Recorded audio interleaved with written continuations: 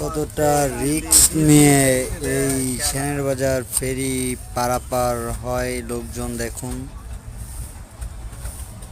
এই একটা রড বোঝা একটা গাড়ি নামতেছে, কতটা রিস্ক নিয়ে। যদি একটু ব্রেক ফেল হয়ে যায় তাহলে সামনে থাকা মানুষদের সঙ্গে অ্যাক্সিডেন্ট হতে পারে। আর এক একটা অটো নামলে ভালো হতো, বাট একসঙ্গে অনেকগুলো অটো একসঙ্গেই নামে।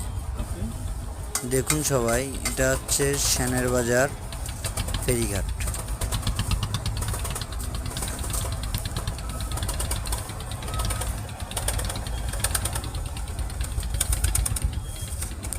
এই দেখেন, এইভাবে নামলে কতটা ভালো হয়, যে এক এক করে আস্তে আস্তে নেমে গেল এক একটা, তারপরে আবার হলো আরেকটা নামলো।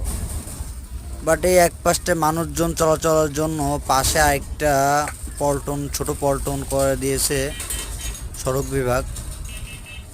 তারপরেও মানুষজন কেন এই রিস্ক নিয়ে, জীবনের ঝুঁকি নিয়ে গাড়ি যেখান দিয়ে পারাপার হয় ওঠানামা করে সেখান দিয়েই চলাচল করে। একটা গাড়ি নামতেছে, তার সামনে দিয়ে দেখুন কিভাবে হেঁটে চলে যাচ্ছে। যদি একটু ব্রেক ফেল হয়ে সে মানুষটাকে ধাক্কা দেয়, হয়তোবা সে গুরুতর অসুস্থ হতে পারে, হাত পা ভেঙে যেতে পারে, বিভিন্ন ধরনের সমস্যা তার হতে পারে। দেখুন তারপরেও তারা এভাবেই চলাচল করে, কোনো নিয়ম শৃঙ্খলা নেই, কিছু নেই, বুঝি না। অন্য ঘাটের থেকে খুব অবস্থা খারাপ সেনাবাজার ঘাটে।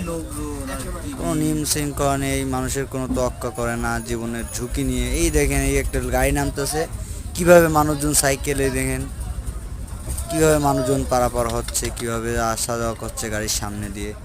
যদি একটু ব্রেক ফেলে হয় তাদেরকে চাপা দিয়ে দেয়, গার পথে উঠে যায়, কি অবস্থা না হবে বলেন।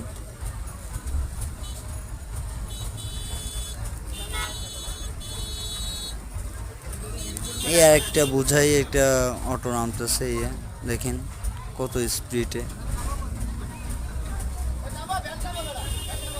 এই মোটরসাইকেল দেখেন একটা যাচ্ছে, তার সামনে দিয়েই কি অবস্থা, লোকজন, মোটরসাইকেল, কোনো বুঝি না কি যে একটা অবস্থা।